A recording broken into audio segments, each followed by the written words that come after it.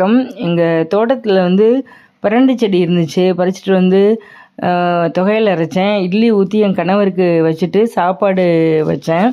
அதுதான் காய் வந்து வெள்ளரிக்காய், லெமனு, அப்புறம் வெண்டைக்காய் இதெல்லாம் தான்.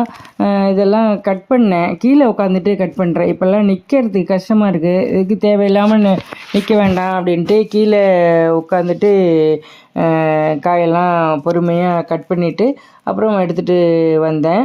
அதுதான் வந்து இப்போ காய் வந்து வெள்ளரி பிஞ்சு வந்து ஃப்ரெஷ்ஷாக சாப்பிட்டோம்.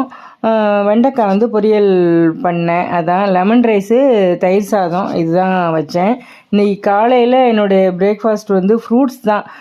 வந்து ரொம்ப நாள் ஆச்சு அப்படி இப்படி சாப்பிட்டேன். இன்றைக்கி ஃப்ரூட்ஸ் சாப்பிட்டேன். அப்புறம் லன்ச் வந்து லெமன் ரைஸ், தயிர் சாதம், வெண்டைக்காய், அப்புறம் பிரண்டை தொகையல், வெள்ளரி பிஞ்சு. அதுதான் வாங்க